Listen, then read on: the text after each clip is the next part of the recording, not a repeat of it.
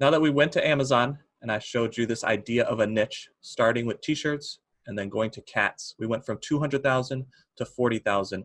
40,000 is still a lot of competition. So step two is we want to niche down. And just like this picture is showing, we want to avoid a lot of the competition. We want to go from waters that are very crowded to wide open waters. So as an example, we have this visual aid. If you think of the t-shirt market as the whole pie, and then just a piece of that pie is the cat shirt, that would be the niche. Inside that niche, there are smaller sub-niches that you can then further avoid competition. So from here, I want to go to Amazon and then show this process of how we go from the market to the niche and then try to subdivide that niche to avoid a lot of the competition.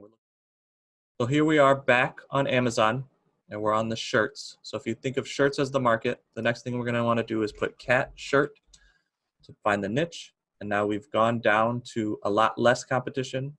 But even inside of cats, we want to go farther down. So funny was one of the examples. So funny cat shirts you can see is even less competition. As a way to avoid even more competition, we can put moms, funny cat mom shirts. And as you can see, we're starting to get away from a lot of the competition. Now instead of 200,000, and now we're all the way down to 3,000. So now that Stephen's shown us the way that we can find a niche and niche down a little bit, after that is kind of validating that niche. And so it took us 8 long months of 12-hour days to figure out how to validate these places. As we were selling shirts, we started seeing patterns in some of these areas that we were having success. So we've boiled those patterns down into now what we call the 5-step test.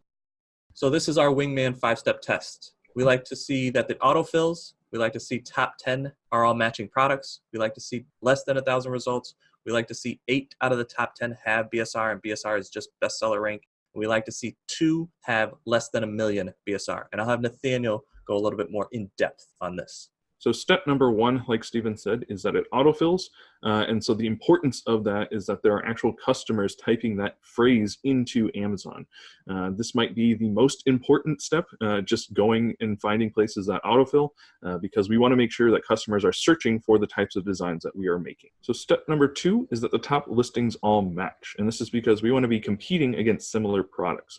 We don't want to be putting our shirts and print-on-demand products in areas where dog toys are being sold, for example, because it's hard to sell against dog toys since they're probably going to sell faster than our shirts, but also the customers that are going to landing pages and looking for dog toys are not probably going to be purchasing shirts. Step number 3 is that there's less than 1,000 results, and this is just so that we have less competition to go after. So you saw Stephen niche down from 200,000 to 40,000 to a much smaller niche, but we usually like to aim for less than 1,000 results. We've just found that we have the most success selling against that level of competition.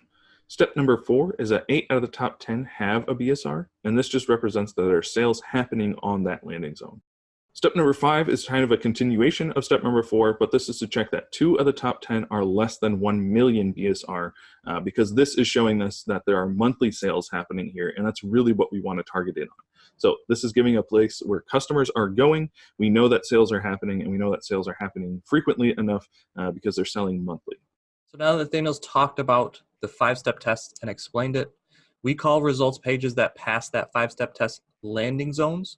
So there are many different ways to find landing zones. A quick way that we've been able to teach people how to do this, if you go to the Amazon search bar and go after the niche and the product that you're going to be searching, and then start putting in letters, Amazon will auto-complete and show you additional places that customers are going and searching. So cat shirts with Y at the end are going to show you cat shirts, you are my sunshine. If we click on that, you can see that we very quickly get away from a lot of the competition. So now that we've niched down a little bit, I want to go and see if this passes our 5-step test. So we're going to look at the first thing, which does this autofill. We know it does because of the way we found this landing zone. And so we're going to go on to step 2, which is looking at the top 10 listings and see if they match. And that fact that they are all t-shirts. So if we move on to step number 3, we want to see that there's less than 1,000 results. In the top left here, we can see that there's 321 results. So that does pass. So we can move on to step 4, which is checking the BSRs. And we want to see that 8 out of the top 10 have a BSR. So we can go ahead and count these up. 1, 2, 3, 4 does not. 5, 6, 7, 8, 9, and 10. least 8 out of the top 10 do have BSRs, which means we can move on to step 5, which is 2 of the top 10 have less than a million BSR. So we're just going to be looking. This first one does.